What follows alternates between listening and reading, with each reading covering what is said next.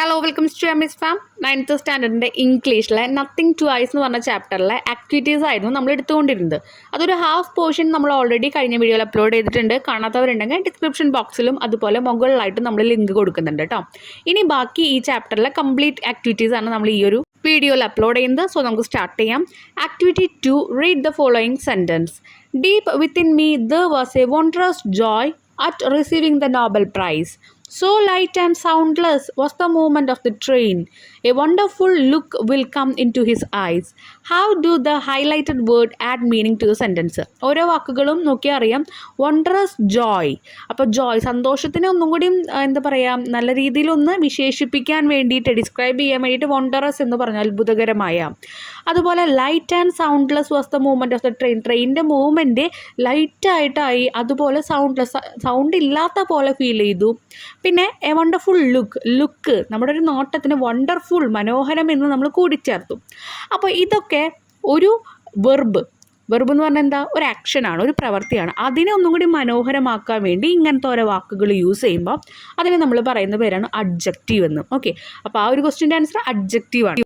They provide more information about the noun that follow them. Such words are called adjective. Adjective make description richer and more effective. ഒന്നും കൂടി അവിടെ പറയുന്ന കാര്യങ്ങളെ ഒന്നും കൂടി മനോഹരമാക്കാൻ അല്ലെങ്കിൽ കുറച്ചും കൂടി വിശദീകരിക്കാൻ വേണ്ടിയിട്ട്, എഫക്റ്റീവ് ആക്കാൻ വേണ്ടിയിട്ട് അഡ്ജക്റ്റീവ് ഹെൽപ്പ് ചെയ്യുന്നുണ്ട്. Next activity. Now go through the following passage. Identify the adjective and note them down. ഇപ്പോൾ നമുക്കൊരു പാസേജ് തന്നിട്ടുണ്ട്. അതിലെ അഡ്ജക്റ്റീവ്സ് കണ്ടുപിടിച്ച് എഴുതാനാണ് പറഞ്ഞിരിക്കുന്നത്. അപ്പോൾ ഇത് നോക്കിയാൽ നമുക്കറിയാം. ഇമാജിൻ ദോസ് പിറ്റിഫുൾ എന്ന് പറഞ്ഞാൽ ദയനീയമായ, അതൊക്കെ അഡ്ജക്റ്റീവാണ്. പിന്നെ പെന്നിലെസ് എന്ന് പറഞ്ഞു കഴിഞ്ഞാൽ നമുക്കറിയാം, ഈ പെന്നീസ് എന്ന് പറഞ്ഞത് നമ്മൾ ഒരു ചാപ്റ്ററിൽ അതിലത്തെ റുപ്പീസ്, ക്യാഷിനൊക്കെ നമ്മൾ പഠിച്ചിട്ടുണ്ട്. അപ്പോൾ പെന്നിലെസ് എന്ന് പറഞ്ഞു കഴിഞ്ഞാൽ പണമില്ലാത്ത, പണം പെന്നീസ് ആണെങ്കിൽ ആ പണമില്ലാത്ത എന്ന് ഉദ്ദേശിക്കുന്നു. Wanderers who once roamed the expanse of warm land in your youthful days. Youthful, അപ്പോൾ അതെന്താ പറയുക, യൂത്ത്ഫുൾ ഡേയ്സിന്, ദിവസങ്ങളെ ഒന്ന് ഡിസ്ക്രൈബ് ചെയ്യാൻ വേണ്ടിയിട്ട്, വിശദീകരിക്കാൻ വേണ്ടിയിട്ട് യൂത്ത്ഫുൾ എന്ന വാക്ക് അവിടെ ഉപയോഗിക്കുന്നുണ്ട്. യൂത്ത്ഫുൾ അറിയാലോ, ചുറുചുറുക്കുള്ള ചെറുപ്പപ്രായം. Embracing their carefree playful pranks and melodious tunes. അപ്പോൾ കെയർ ഫ്രീ, പ്ലേഫുൾ, മെലേഡിയസ് ഇതൊക്കെ എന്താണ്, അവിടുത്തെ ട്യൂൺസിനെയും അപ്പോൾ അവർ ചെയ്യുന്ന പ്രവൃത്തിനൊക്കെ വിശദീകരിക്കുന്നതാണ്. How much I owe to them, all the laughter, the playfulness, the craziness, they painted my youth with vivid hues. Vivid എന്ന് പറഞ്ഞു കഴിഞ്ഞാൽ അർത്ഥം ഉജ്ജ്വലമായ, നല്ല ലൈറ്റൻ ചെയ്ത് നിൽക്കുക. ഓക്കെ, എന്താ പറയുക, നല്ല ജ്വലിച്ച് നിൽക്കുന്ന. ഹ്യൂസ് എന്ന് പറഞ്ഞാൽ പല ഡിഫറെൻറ്റ് കളേഴ്സിനൊന്ന് വിശദീകരിക്കുന്നത് എന്താണ്, വിവിധാണ്. ഇത്രയുള്ള അഡ്ജക്റ്റീവ് എന്ന് പറഞ്ഞു കഴിഞ്ഞാൽ ഒരു ബ്യൂട്ടിഫുൾ റോസ് എന്ന് പറഞ്ഞു കഴിഞ്ഞാൽ ആ റോസിനെ വിശദീകരിക്കുന്നത് ബ്യൂട്ടിഫുൾ വെച്ചിട്ട്, മനോഹരമായ റോസ് എന്ന് പറയുമ്പോൾ അതാണ് അഡ്ജക്റ്റീവ്. കുറച്ച് വാക്കുകളൊക്കെ ഇതൊന്ന് മനസ്സിലായല്ലോ.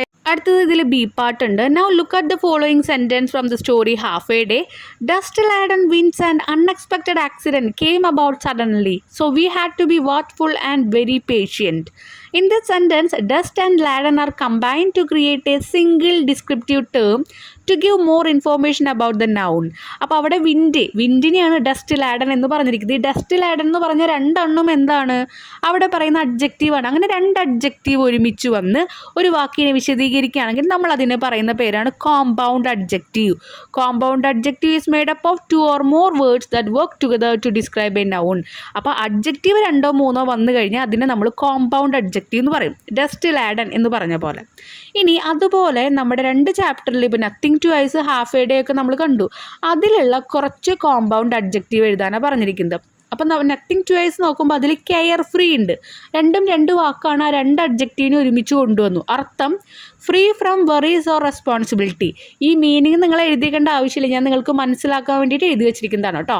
കെയർ ഫ്രീ എന്ന് പറഞ്ഞു കഴിഞ്ഞാൽ നമുക്ക് റെസ്പോൺസിബിലിറ്റീസ്, ടെൻഷൻസ്, ഉത്തരവാദിത്തങ്ങൾ അതിൽ നിന്നൊക്കെ നമ്മൾ ഫ്രീ ആയിട്ടിരിക്കുക.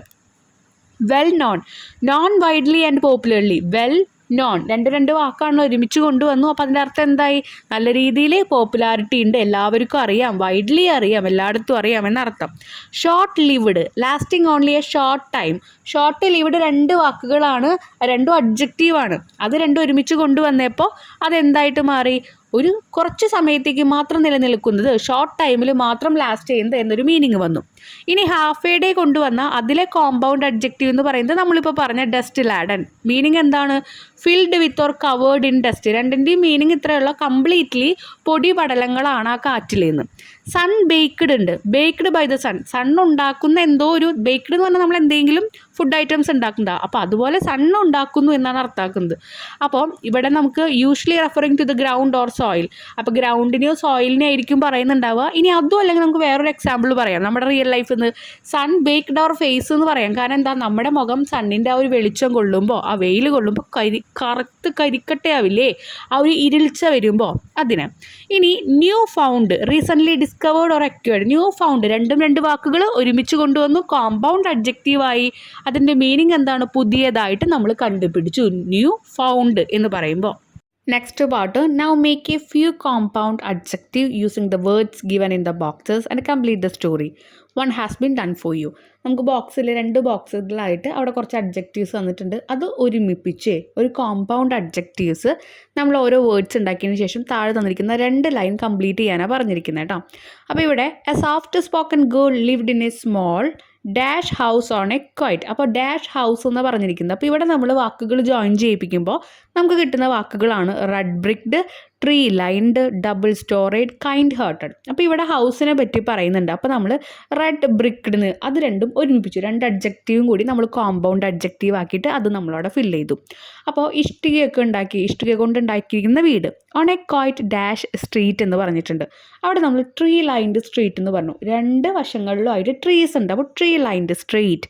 Every day she walk to the nearby dash school. സ്കൂളിനെ കുറിച്ച് പറയുന്നുണ്ട്. അപ്പോൾ ആ സ്കൂൾ എന്ന് പറയുന്നത് ഡബിൾ സ്റ്റോറേഡ് എന്ന് പറഞ്ഞ ഒരു വാക്ക് നമുക്ക് കിട്ടുന്നുണ്ട്. എന്ന് പറഞ്ഞാൽ 2 നില എന്നൊരർത്ഥം. അപ്പോൾ 2 നിലയുള്ള സ്കൂളായിരുന്നു. Where she was taught by a dash teacher. ഒരു കൈൻഡ് ഹാർട്ടഡ് എന്ന് പറഞ്ഞ ഒരു കോമ്പൗണ്ട് അഡ്ജക്റ്റീവ് നമുക്ക് കിട്ടുന്നുണ്ട്. അപ്പോൾ ലാസ്റ്റ് വൺ കൈൻഡ് ഹാർട്ടഡ് ടീച്ചറായി. ക്ലിയർ ആയല്ലോ? 2 വേർഡ്സ് തമ്മിൽ, 2 അഡ്ജക്റ്റീവ്സ് തമ്മിൽ മീനിങ് ഫുള്ളായ രീതിയിലേക്ക് നമ്മൾ ജോയിൻ ചെയ്യിപ്പിച്ച് കോമ്പൗണ്ട് അഡ്ജക്റ്റീവ് ആക്കി മാറ്റുന്നു. അതിനെ പറ്റിയിട്ടാണ് നമ്മളിപ്പോൾ പഠിച്ചത് കേട്ടോ. കുറച്ച് വാക്കുകളൊക്കെ പഠിച്ചു വയ്ക്കുക. ഇങ്ങനെ ഓരോ ആക്ടിവിറ്റീസ് വരുമ്പോൾ ആ വാക്കുകളുടെ മീനിങ്ങും പഠിച്ചു വയ്ക്കുക. Next activity 3, read the following paragraph about the story half a day. Half a ഡേയിലുള്ള കുറച്ച് ലൈൻസ്, ഒരു പാരഗ്രാഫാണ് തന്നിട്ടുള്ളത്, വായിക്കുക. Do the words. അപ്പോൾ അതിൽ നമ്മൾ വാക്കുകളുണ്ട്. Unbearable, enjoyable, extremely convey the same meaning as the root form bear, enjoy and extreme. അപ്പോൾ ഇവിടെ നമ്മൾ അൺബെയറബിൾ, എൻജോയബിൾ, എക്സ്ട്രീംലി ഇതൊക്കെ അതിൻ്റെ ഒരു ബേസ് വാക്കുകളായിട്ടുള്ള ബെയർ, എൻജോയ്, എക്സ്ട്രീം എന്ന് പറഞ്ഞ വാക്കിൽ നിന്നാണ് വന്നിരിക്കുന്നത്. അപ്പോൾ അതിൻ്റെ മീനിങ് സെയിം ആണോ എന്നാണ് ചോദിച്ചിരിക്കുന്നത്. താഴെ കൊടുത്തത് നോക്കിയേ. The addition of able, ably, etc. at the beginning or end of the word adds shade of meaning to a word. This is called affixation. Affixation എന്ന് പറയുന്നത് നമ്മൾ ഒരു വേർഡിൻ്റെ മുൻപ്, ഇപ്പം നമ്മൾ എന്താ പറയുക, റെസ്പെക്റ്റ്, അതിന് നമ്മൾ ഡിസ്റെസ്പെക്റ്റ് എന്ന് പറയുമ്പോൾ റെസ്പെക്റ്റ് ബഹുമാനം, ഡിസ്റെസ്പെക്റ്റ് വരുമ്പോൾ ബഹുമാനമില്ലായ്മയായി. അപ്പോൾ അത് രണ്ടും 2 മീനിങ് ആയിട്ട് വന്നു. അതുപോലെ ഒരു വാക്കിന് മുൻപോ അത് കഴിഞ്ഞോ നമുക്ക് ഇതുപോലെ പ്രിഫിക്സ്, സഫിക്സ് മുൻപ് ആഡ് ചെയ്യുമ്പോൾ നമ്മളതിനെ പ്രിഫിക്സ് എന്ന് പറയും. ആ വാക്കിൻ്റെ അവസാനം ആഡ് ചെയ്യുമ്പോൾ സഫിക്സ് എന്ന് പറയും. അങ്ങനെ ആഡ് ചെയ്യുമ്പോൾ ആ വാക്കിന് അതേ മീനിങ് ആണോ കിട്ടുക? അല്ല, ഡിഫറെൻറ്റ് മീനിങ് ആണ് കിട്ടുക. അതിനെ പറയുന്ന പേരാണ് അഫിക്സേഷൻ. ഇവിടെ a letter or group of letter added to the beginning of a word to make a new word. പുതിയൊരു വാക്ക് നമ്മൾ മുൻപിൽ ആഡ് ചെയ്താലും ഒരു ബാക്കിൽ ആഡ് ചെയ്താലും അതിന് വേറൊരു വേർഡാണ് നമുക്കതിന് കിട്ടുക. Suffix, prefix. ഇനി അതിൻ്റെ കുറച്ച് ആക്ടിവിറ്റീസ് ആണ് നോക്കുന്നത് കേട്ടോ. അതിലടുത്ത section, now complete the table by adding suitable affixes to the words taken from the above passage. തന്നിട്ടുള്ള ഒരു പാസേജിൽ നിന്ന് വാക്കുകൾ എടുത്ത് എഴുതി അതിൽ യോജിച്ച രീതിയിൽ പ്രിഫിക്സും അതുപോലെ സഫിക്സും ആഡ് ചെയ്തിട്ട് പുതിയ വാക്ക് ക്രിയേറ്റ് ചെയ്യാനാണ് പറഞ്ഞിരിക്കുന്നത്. ഒരു എക്സാമ്പിൾ ഇപ്പോൾ ഇവിടെ പറയുമ്പോൾ ഫിയർ തന്നിട്ടുണ്ട്. അതിൻ്റെ ഒപ്പം നമ്മൾ സഫിക്സ് ആഡ് ചെയ്തപ്പോൾ ഫിയർഫുൾ എന്നായി. പേടി, പേടിയുള്ളത്. ഇനി അടുത്തത് വാല്യൂ. ആ വാല്യൂവിൻ്റെ ഒപ്പം നമുക്ക് അൺവാല്യൂ എന്നും എഴുതാൻ പറ്റും. പ്രിഫിക്സ് ആയിട്ട് ആഡ് ചെയ്ത അൺവാല്യൂ, വാല്യൂ ഇല്ലായ്മ. ഇനി സഫിക്സ് ആയിട്ട് ഏബിൾ, വാല്യുബിൾ. അപ്പോൾ അത് വാല്യൂ ഉള്ളതായിട്ട് മാറി. ഓക്കെ, വാല്യൂ ഉള്ള ഒന്നായിട്ട് മാറി. ഇനി ബെയർ ഉണ്ട്, അൺബെയർ, ബെയറബിൾ. രണ്ടും 2 മീനിങ് ആയിട്ട് വരും. ഇനി എൻജോയ്, എൻജോയ്മെൻറ്റ്. MENT സഫിക്സ് ആയിട്ട് കൊടുത്തപ്പോൾ എൻജോയ്മെൻ്റ് ആയി. സന്തോഷം, സന്തോഷം നമ്മൾ എന്താണ് ആഘോഷിക്കുന്ന വേള. പിന്നെ എക്സ്ട്രീം, എക്സ്ട്രീംലി ആയിട്ട് മാറി. അതുപോലെ ബിലീവിൻ്റെ ഒപ്പം ഡിസ്ബിലീവ് ആകുമ്പോൾ ബിലീവ് ഇല്ലായ്മ. ബിലീവബിൾ, വിശ്വസിക്കാൻ പറ്റാവുന്നത് എന്നർത്ഥം. അങ്ങനെ നമ്മൾ സഫിക്സും പ്രിഫിക്സും ആഡ് ചെയ്യുമ്പോൾ പല പല വാക്കുകളുടെ മീനിങ് ആയിട്ട് മാറുന്നുണ്ട്. What happen when affix R added two words. ഇങ്ങനെ വേർഡ്സിന് ഇപ്പോൾ നമ്മൾ പറഞ്ഞ അഫിക്സ് എന്ന് പറഞ്ഞാൽ പ്രിഫിക്സും സഫിക്സും രണ്ടും ഉൾപ്പെടുന്നതാണ് എഫിക്സ് കേട്ടോ. അപ്പോൾ അത് ആഡ് ചെയ്യുമ്പോൾ എന്ത് മാറ്റമാണെന്ന് നിങ്ങൾക്ക് തോന്നുന്നത്? പ്രിഫിക്സിൽ change the meaning of the വേർഡിൻ്റെ മീനിങ് മാറുന്നുണ്ട്. സഫിക്സിൽ ചേഞ്ച് ദ വെർബ് അല്ലെങ്കിൽ ചേഞ്ച് ദ ടെൻസ്. ഇപ്പോൾ ഒരു കാര്യം എന്തെങ്കിലും ഒരു വെർബ് മാറുന്നുണ്ടാവും അവിടെ എന്ന് വെച്ചാൽ ഒരു ആക്ഷൻ മാറുന്നുണ്ടാവും, അല്ലെങ്കിൽ അതിൻ്റെ ടെൻസ്, പാസ്റ്റ് ടെൻസ് ഉള്ളത് പ്രസൻറ്റ് ടെൻസ് ആവും, പ്രസൻറ്റ് ടെൻസ് ഉള്ളത് പാസ്റ്റ് ടെൻസ് ആവും, അങ്ങനെയൊക്കെ മാറുന്നുണ്ടാവും. അപ്പോൾ നമുക്ക് അതിൻ്റെ കുറച്ച് എക്സാമ്പിൾ നോക്കാം. പ്രിഫിക്സിൽ change the meaning of the word എന്ന് പറഞ്ഞു. അൺബിയർ, ബെയർ എന്ന് പറഞ്ഞ വാക്കിൻ്റെ ഒപ്പം അൺ ചേർക്കുമ്പോൾ എന്താ? നോട്ട് ഏബിൾ ടു ബെയർ ആയി. ബെയർ എന്ന് പറഞ്ഞാൽ എന്താ? നമുക്ക് സഹിക്കാൻ പറ്റുന്നത്, സഹിക്കുക. ബെയറബിൾ എന്ന് പറഞ്ഞാൽ സഹിക്കാവുന്നത്. അൺബെയർ എന്ന് പറഞ്ഞാൽ അപ്പോൾ എന്താ? സഹിക്കാൻ പറ്റില്ല എന്ന മീനിങ് ആയി. ഇത് നമ്മൾ പ്രിഫിക്സ് ആണ് ആഡ് ചെയ്യുന്നത്. വാക്കുകളുടെ മുൻപിലെ അൺ ഡിസ് ഒക്കെ നമ്മൾ ആഡ് ചെയ്യുക. ഇപ്പോൾ ബിലീവ്, വിശ്വസിക്കുന്ന. ഡിസ്ബിലീവ് ആകുമ്പോൾ എന്താ? വിശ്വസിക്കാത്തതായി. സഫിക്സ് ആഡ് ചെയ്യുമ്പോൾ ആ വാക്ക് കഴിഞ്ഞ് ആഡ് ചെയ്യുമ്പോൾ ഫിയർ പ്ലസ് ഫുൾ, ഫിയർഫുള്ളായി. അപ്പോൾ എന്താ? ഫുൾ ഓഫ് ഫിയർ ആയി. ഫിയർ എന്ന് പറയുമ്പോൾ പേടി, ഫിയർഫുൾ എന്ന് പറഞ്ഞാൽ കംപ്ലീറ്റ്ലി പേടി നിറഞ്ഞ എന്നൊരു വാക്കായിട്ട് മാറി. എൻജോയ്, സന്തോഷം. എൻജോയ്മെൻറ്റ് എന്ന് പറഞ്ഞാൽ എന്താ? അത് എൻജോയിങ് ആയിട്ടുള്ളൊരു സ്റ്റേറ്റ്, കണ്ടിന്യൂസ് ആയിട്ടുള്ള ഒരു കാര്യത്തിനെയാണ് പറയുന്നത്. ഇതുപോലെ തന്നെ എക്സ്ട്രീംലി, അതുപോലെ തന്നെ വാല്യുബിൾ, ഇത് രണ്ടും ഒരേ മീനിങ്സിലേക്കാണ് വരുന്നത് കേട്ടോ. ഇനി അടുത്തത് ഇതിൻ്റെ കണ്ടിന്യൂഷൻ തന്നെയാണ് അടുത്തൊരു task. Now create new words by adding the affixes in the above to the words given. തന്നിട്ടുള്ള വാക്കുകളുണ്ടല്ലോ അതിൻ്റെ ഒപ്പം നമ്മളോട് അഫിക്സ് ആഡ് ചെയ്യാനാണ് പറഞ്ഞിരിക്കുന്നത്. ഇനി നിങ്ങൾക്ക് അത് എഴുതാൻ പറ്റും, നിങ്ങളത് എഴുതുക. ജസ്റ്റ് 1-2 എക്സാമ്പിൾ ഞാൻ പറയാം. അൺഹാപ്പിനെസ് നമുക്ക് എഴുതാം, അൺഹാപ്പി. അതുപോലെ അഫോർഡ് ചെയ്യേണ്ടത് നമുക്ക് എന്ത് എഴുതാൻ പറ്റും? അഫോർഡബിൾ എന്ന് എഴുതാം. ABLE അഫോർഡിൻ്റെ ഒപ്പം ചേർക്കുമ്പോൾ അഫോർഡബിൾ എഴുതാം. പിന്നെ പ്ലേ ഉണ്ട്, പ്ലേ നമുക്ക് എന്ത് എഴുതാം? പ്ലേയിങ് എന്ന് എഴുതാം. പ്ലേഡ് എന്ന് എഴുതാൻ പറ്റും, അത് പാസ്റ്റ് ടെൻസും പ്രസൻറ്റ് ടെൻസും വന്നല്ലോ. പിന്നെ എഗ്രി എന്നുള്ളത് നമുക്ക് എന്ത് എഴുതാൻ പറ്റും? ഡിസഗ്രി എന്ന് എഴുതാൻ പറ്റും. ഓക്കെ, ഇനി ബാക്കിയുള്ളതൊക്കെ നിങ്ങൾ കണ്ടുപിടിച്ച് എഴുതുക കേട്ടോ. ഇനി ഇതിൻ്റെ അടുത്ത സെക്ഷനിൽ can all affix be added to all words? Discuss with your friends and try adding affix to different words and see if they are appropriate. Also find out what other changes occur. ഇങ്ങനെ എല്ലാത്തിനും നമുക്ക് ഇതുപോലെ എഴുതാൻ പറ്റുമെന്ന് ചോദിക്കുന്നത് അഫിക്സസ്. ലാസ്റ്റും മുൻപിലും അതുപോലെ പിൻപിലൊക്കെ ആയിട്ട് നമുക്ക് വാക്കുകൾ ആഡ് ചെയ്യാൻ പറ്റുമെന്ന് ചോദിച്ചിരിക്കുന്നത്. അപ്പോൾ ഇനി അതിൻ്റെ ഭാഗമായിട്ടുള്ള കുറച്ച് ടാസ്ക് നോക്കാം. Now complete the given narrative adding appropriate affix to the words given in the box. ഇനി ഈ ബോക്സിൽ കുറച്ച് വേർഡ്സ് തന്നിട്ടുണ്ട്, അതിൻ്റെ ഒപ്പം കറക്റ്റ് ആയിട്ടുള്ള വാക്കുകൾ ആഡ് ചെയ്തിട്ട്, അതിപ്പോൾ പ്രിഫിക്സ് ആവാം സഫിക്സ് ആവാം, ആഡ് ചെയ്തിട്ട് അതൊന്ന് ഫില്ല് ചെയ്യാൻ പറഞ്ഞിട്ടുണ്ട്. In her vivid dream, vivid എന്ന് പറയുമ്പോൾ നമ്മൾ പറഞ്ഞ് ലൈറ്റൺ അപ്പ് ചെയ്യുക, അല്ലെങ്കിൽ എന്താ പറയുക, ഉജ്ജ്വലമായിട്ടുള്ള ഒരു ഡ്രീമില്ലേ, അത്രയും നല്ലൊരു dream. Selma Lagerlof met her father, late father in his dash abode. അതിൽ അബോർഡ് എന്ന് പറഞ്ഞു കഴിഞ്ഞാൽ താമസ സ്ഥലത്തിനാണ് അബോർഡ് എന്ന് പറയുന്നത്. അപ്പോൾ എവിടെയാണ് അച്ഛൻ താമസിക്കുന്നത്? മരിച്ചുപോയ അച്ഛൻ എവിടെയാണ് താമസിക്കുന്നുണ്ടാവുക? ഹെവൻലി. ഹെവൻ എന്നാണ് എഴുതിയിരിക്കുന്നത്, നമ്മളോട് പറഞ്ഞിട്ടുണ്ട്. കറക്റ്റായിട്ട് പ്രിഫിക്സ് ആണോ സഫിക്സ് ആണെങ്കിൽ ആഡ് ചെയ്യാൻ പറഞ്ഞിട്ടുണ്ട്. അപ്പോൾ ഇവിടെ ഹെവൻലി അബോർഡ് എന്ന് നമുക്ക് പറയാം. ഡാഷ് വിത്ത് ഇമോഷൻസ്, എങ്ങനെയാണ് ഓവർ ഫ്ലോയിങ് ഇമോഷൻ. ഇവിടെ ഓവർ ഉണ്ട്, ഓവറല്ല ഫ്ലോ ഉണ്ട്. അപ്പോൾ നമ്മളവിടെ ഓവർ ഫ്ലോയിങ് ഇമോഷൻ എന്ന് പറഞ്ഞു. കാരണം അത് കൺട്രോൾ ചെയ്യാൻ പറ്റാത്ത ഇമോഷനിലാണല്ലോ വന്നത്. With emotion she dash discussed with him the immense gratitude. അച്ഛനോട് ഒരുപാട് നന്ദി പറയുന്നുണ്ട്. ഡാഷ് ഡിസ്കസ്ഡ്, അപ്പം എങ്ങനെയാണ് ഡിസ്കസ് ചെയ്യുന്നത്? പാഷനേറ്റ് എന്ന് നമുക്ക് ആ ഒരു ബോക്സിൽ തന്നിട്ടുണ്ട്. അതിൻ്റെ അർത്ഥം എന്താണ്? ഒരുപാട് വികാരത്തോട് കൂടിയിട്ടാണ് ഡിസ്കസ് ചെയ്യുന്നത്. അപ്പം നമ്മളത് പാഷനേറ്റ്ലി എന്ന് എഴുതി. Passionately discussed with him the immense gratitude she had for every aspect of life that had helped her achieve the dash Nobel prize. എന്ത് നോബൽ പ്രൈസ് ആണ്? പ്രസ്റ്റീജ് എന്ന് കൊടുത്തിട്ടുണ്ട്. അപ്പോൾ നമ്മൾ പ്രസ്റ്റീജിയസ് നോബൽ പ്രൈസ് എന്ന് ഇൻക്ലൂഡ് ചെയ്തു. പ്രസ്റ്റീജിയസിൻ്റെ മീനിങ് എന്താ?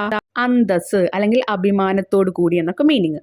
Next activity 1, അടുത്ത സെക്ഷൻ ആണ്. While walking to school, the boy expressed his fears about school. Father tries to convince him about the importance of education.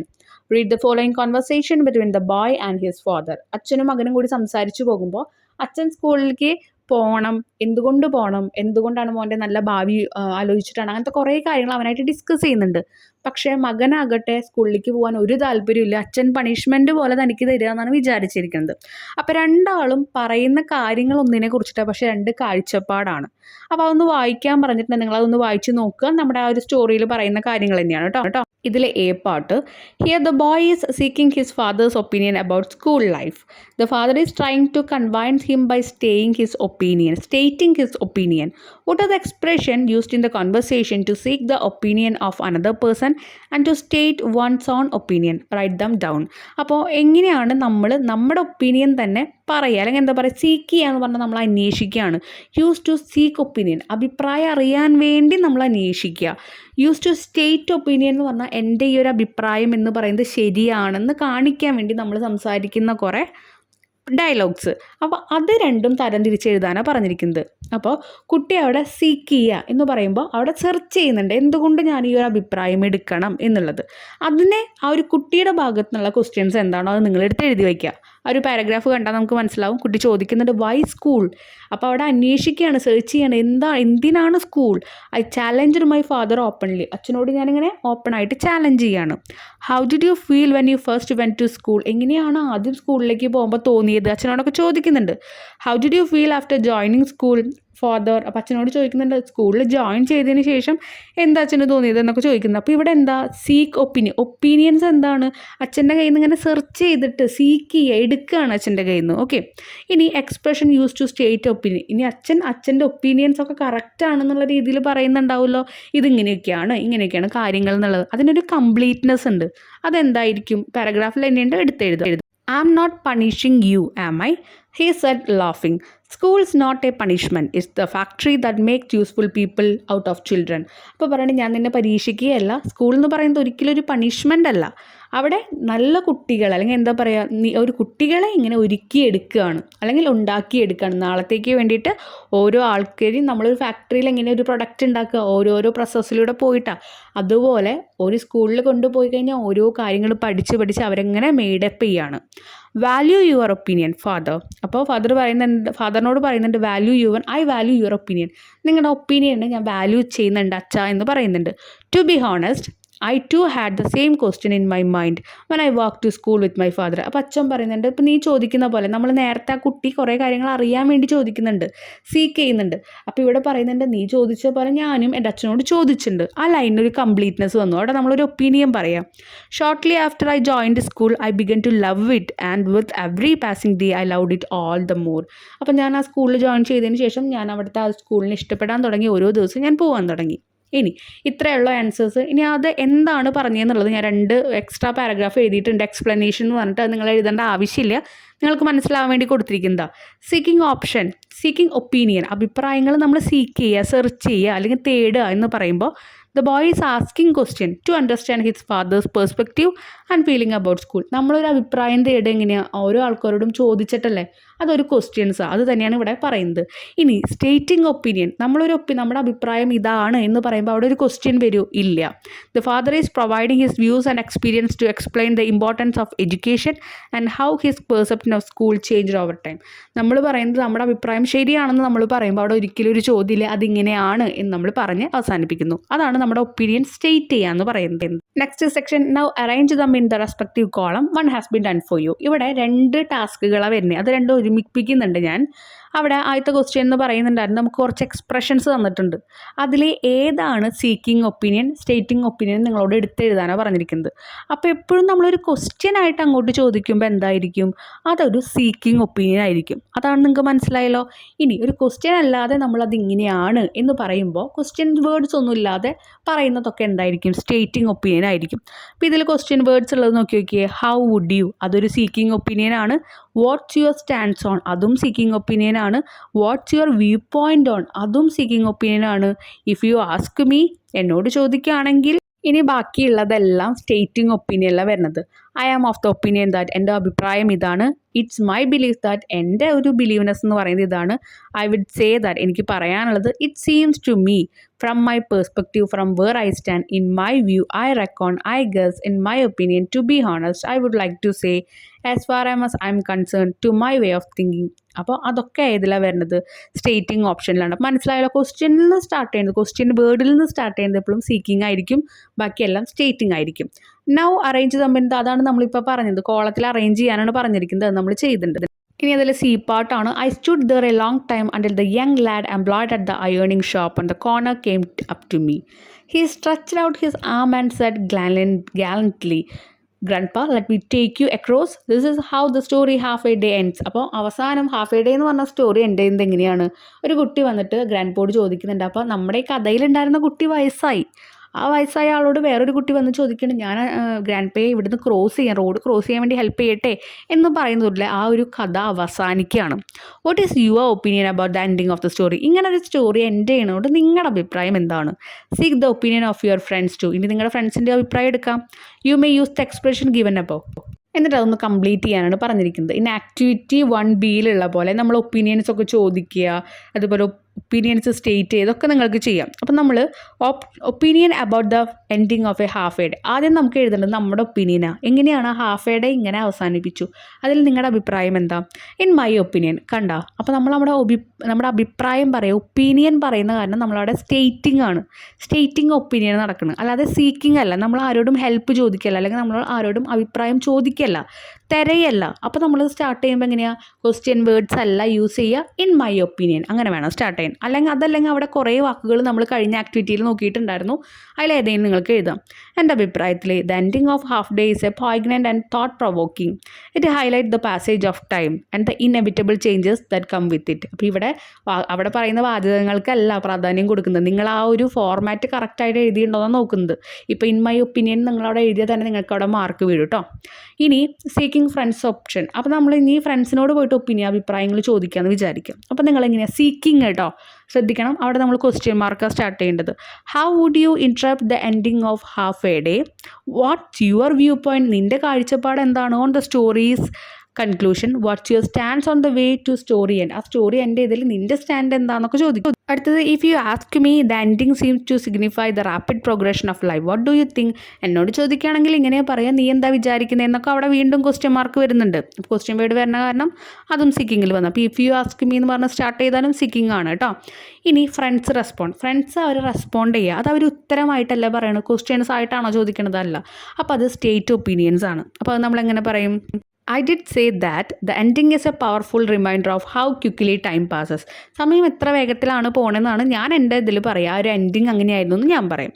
From my perspective. അപ്പോൾ പറയണം, അതും അതേഅർത്ഥം തന്നെ എൻ്റെ ഒരു പേഴ്സ്പെക്റ്റീവ്, എൻ്റെ ഒരു ഭാഗത്ത് നിന്ന് നോക്കുമ്പോൾ the story's conclusion emphasise the cyclical nature of life ഇങ്ങനെ സൈക്കിൾ പോലെയാണ് എന്നുള്ളത് കാണിക്കുന്നുണ്ട്.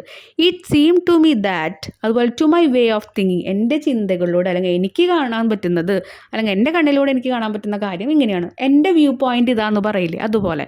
അപ്പോൾ ഇങ്ങനെ വെച്ച് ക്വസ്റ്റ്യൻ വേർഡ്സ് അല്ലാതെ സ്റ്റാർട്ട് ചെയ്യണതൊക്കെ എന്താണ്? സ്റ്റേറ്റ് ഒപ്പീനിയൻസ് ആണ്, സ്റ്റേറ്റിംഗ് ആണ്. അപ്പം നിങ്ങൾ അതൊന്ന് പഠിച്ചു വെക്കണം. സീക്കിങ്ങിൽ വരുമ്പോൾ എന്തൊക്കെ ക്വസ്റ്റ്യൻസ് എന്നാണ് സ്റ്റാർട്ട് ചെയ്യണത്, സ്റ്റേറ്റിംഗ് എന്താണെന്നൊക്കെ ഒന്ന് പഠിച്ചു വയ്ക്കുക. അപ്പം നിങ്ങൾക്ക് ഇത് എളുപ്പമാവും കേട്ടോ. ഇനി നെക്സ്റ്റ് വൺ എന്ന് പറയുന്നത്, read the following sentence from Selma Lagerlof speech. Think of all those in foreign land who have worked for me. I owe them gratitude father both for their praise and for their censure. അപ്പോൾ എന്നെ foreign കൺട്രീസിലൊക്കെ അവൾ എഴുതിയിരുന്ന book വായിക്കുന്ന ആൾക്കാരുണ്ടായിരിക്കും. അപ്പോൾ അവരൊക്കെ ഇവൾക്ക് എന്താ contributions കൊടുക്കുകയാണ്, ആ ബുക്ക് മേടിച്ചിട്ടും കാര്യങ്ങളൊക്കെ.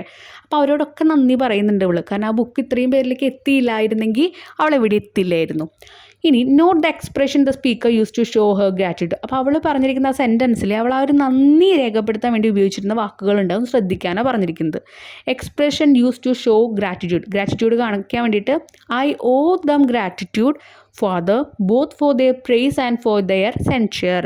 അപ്പോൾ ഇവിടെ Selma Lagerlof I owe them gratitude എന്ന് പറയുന്നുണ്ട്. ഇത് താങ്ക്ഫുൾനെസ് പറയാം, നന്ദിയുണ്ട് എന്ന് കാണിക്കുന്ന ഒരു വാക്കാണ്. This expression shows her appreciation of the contribution and feedback from others.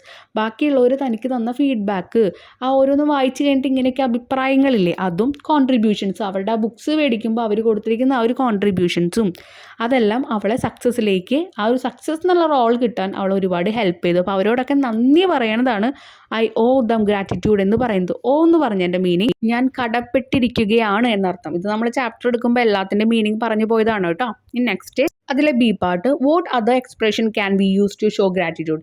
ഇതുപോലെ നന്ദി നമ്മൾ പ്രകടിപ്പിക്കാൻ വേണ്ടി വേറെ എന്ത് രീതിയിലൊക്കെ, ഇപ്പം നമ്മൾ ഐ ഓ ഗ്രാറ്റിറ്റ്യൂഡ് എന്നൊക്കെ പറഞ്ഞില്ലേ, അതുപോലെ എന്തൊക്കെ ഉപയോഗിക്കാം എന്നാണ് ചോദിച്ചിരിക്കുന്നത്. അവിടെ കുറേ സെൻറ്റൻസ് എഴുതിയിട്ടുണ്ട്, അതിൻ്റെ ഒപ്പം നിങ്ങൾക്ക് ഇഷ്ടമുള്ളത് എഴുതാം. അപ്പോൾ ഞാനിവിടെ സൈഡിലായിട്ട് കുറച്ച് കാര്യം കൂടി ഇൻക്ലൂഡ് ചെയ്തിട്ടുണ്ട് കേട്ടോ. അപ്പോൾ ഗ്രാറ്റിറ്റ്യൂഡ് കാണിക്കാൻ നിങ്ങൾ എങ്ങനെ വാക്ക് യൂസ് ചെയ്യണം എന്നുള്ളത് ഇതുപോലെ പഠിച്ചു വയ്ക്കുക. സീക്ക് ഒപ്പീനിയൻ നമ്മൾ പഠിച്ചു, സ്റ്റേറ്റ് ഒപ്പീനിയൻ പഠിച്ചു, ഇത് ടു ഷോ ഗ്രാറ്റിറ്റ്യൂഡ്. അപ്പോൾ I am so thankful, you have been so kind, I am grateful, you have been a great help. എല്ലാം ഒരു മീനിങ്ങാണ്. ഞാൻ നന്ദി കാണിക്കുന്നു, ഞാൻ നന്ദി പ്രകടിപ്പിക്കുന്നു, അങ്ങനെയുള്ള കാര്യങ്ങളാണ് ഇതിൽ പറഞ്ഞുകൊണ്ടിരിക്കുന്നത്. പിന്നെ ഞാനും സൈഡിൽ കുറച്ച് ലൈൻസ് എക്സ്ട്രാ ആക്കിയിട്ട് എഴുതിയിട്ടുണ്ട്. അത് നിങ്ങൾ ഇതിൽ ഇഷ്ടമുള്ള 2-3 ലൈൻസൊക്കെ എന്തായാലും പഠിച്ചു വയ്ക്കുക കേട്ടോ. Thank you from the bottom of my heart. I am extremely grateful for. I would like to thank you for. I am so appreciative of words. അതിൽ ഏതെങ്കിലുമൊക്കെ യൂസ് ചെയ്യുക. ഓക്കെ, ഒരു നന്ദി പറയാൻ വേണ്ടിയിട്ട്, പ്രകടിപ്പിക്കാൻ വേണ്ടിയിട്ട്. ഇനി ഇതിൽ നമുക്ക് ചെയ്യാനുള്ള അവസാനത്തെ ആക്ടിവിറ്റിയാണിത്. ഇത് കഴിഞ്ഞിട്ടൊരു സ്ക്രീൻ പ്ലേ ഒക്കെ കാണിക്കുന്നുണ്ട്. അത് നിങ്ങളോട് പ്രൊജക്റ്റ് പോലെ ക്ലാസ്സിലെ കുട്ടികളെയൊക്കെ ടീച്ചേഴ്സ് അറേഞ്ച് ചെയ്തിട്ട് ചെയ്യിപ്പിക്കാനാണ് പറയുന്നത് കേട്ടോ. അപ്പോൾ ഇതാണ് നമ്മുടെ last activity. We can use gratitude card. നമ്മൾ ഗ്രാറ്റിറ്റ്യൂഡ് വാക്കുകളിലും പറയാം, കാർഡൊക്കെ വെച്ച് നമ്മൾ താങ്ക്സ് കാർഡൊക്കെ അടിക്കില്ലേ, അതുപോലെ നമുക്ക് ചെയ്യാം. ടു എക്സ്പ്രസ് അവർ അപ്രിസിയേഷൻ, നമ്മുടെ നന്ദി രേഖപ്പെടുത്താൻ വേണ്ടിയിട്ട് നമുക്ക് ഇതുപോലെ കുറച്ച് കൈൻഡ്നെസ് ആയിട്ടുള്ള കുറച്ച് എന്ത് ചെയ്യാം, കാർഡ്സ് ഒക്കെ ഉണ്ടാക്കാം. അപ്പോൾ ഇവിടെ കുറച്ച് എക്സാമ്പിൾസ് ഒക്കെ കൊടുത്തിട്ടുണ്ട്. ഡേറ്റ്, അതുപോലെ ഡിയർ മദറോ ഫാദറോ ഫ്രണ്ടോ നമുക്ക് ആഡ് ചെയ്യാം. കുറച്ച് ലൈൻസ് എഴുതാം, നമ്മുടെ പേരൊക്കെ എഴുതി സിഗ്നേച്ചർ ഇടാം. അതുപോലെ prepare A gratitude card thinking your parents or friends for their love and support എന്നാണ് പറഞ്ഞിരിക്കുന്നത്. അപ്പോൾ ഞാനിവിടെ ഫ്രണ്ട്സിനും പാരൻസിനും എഴുതേണ്ട വാചകങ്ങൾ, സെൻറ്റൻസ് ഞാനിവിടെ എഴുതി കാണിക്കുന്നുണ്ട്.